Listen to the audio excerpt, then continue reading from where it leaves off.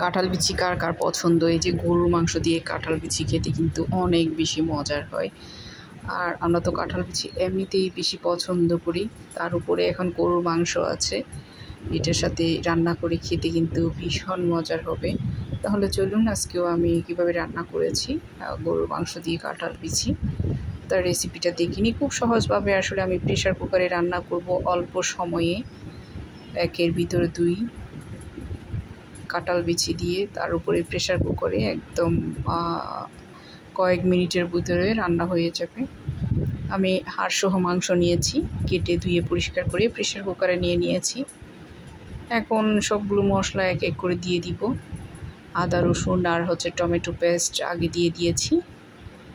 নারকেল বাটা, বাদাম বাটা দিয়ে দিচ্ছি আমি।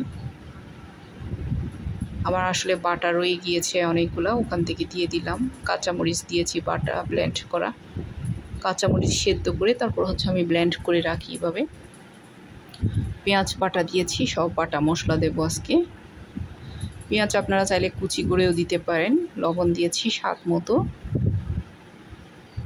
হলুদের গুঁড়া 1 চা চামচ, আপনারা চাইলে গুঁড়া মরিচ দিতে পারেন, আমি কাঁচামরিচ দিয়ে রান্না করেছি।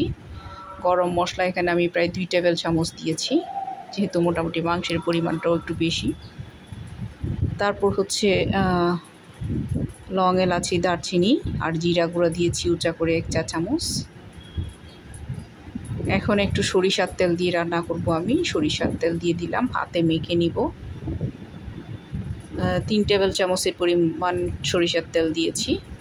মাংসের মধ্যে আসলে খুব বেশি তেল না দিলেও চলে, আমি খুব কম তেল দিই। ইদানিং খুব কম তেল দিয়ে রান্না করি, একটা সময় আসলে অনেক বেশি তেল দেয়া হতো। এখন এই যে আগে থেকে কাঁঠাল বিচি আমি পরিষ্কার করে তারপর একটু জুস ফেলে রেখেছিলাম, হলুদ দিয়ে একটু সেদ্ধ করে তারপর পানি ফেলে সেই কাঁঠাল বিচিটা এখানে দিয়ে দিয়েছি। আর হাত দিয়ে পানি দিলাম, দেখলেন কয়েকটা শীষ দিয়েছি আমি। 4টা শীষ দেওয়ার পর এটা আমি ঢাকনাটা তুলে, এই যে রান্না কিন্তু হয়ে গিয়েছে। তারপরেও আমি একটুখানি জাল করে নিচ্ছি, আপনাদেরকে দেখাচ্ছি যে রান্নার কালারটা কত সুন্দর হয়েছে। খেতেও কিন্তু অনেক বেশি মজার হয়, যেহেতু সরিষার তেল, কাঁচামরিচ সব কিছু মিলিয়ে আসলে অসাধারণ একটা রান্না হয়েছে। মাত্র 10 মিনিটেই রান্না হয়ে গেল। রেসিপি ভালো লাগলে লাইক কমেন্ট করবেন। আমি সহজভাবে রান্নাটা দেখিয়ে দেওয়ার ট্রাই করেছি।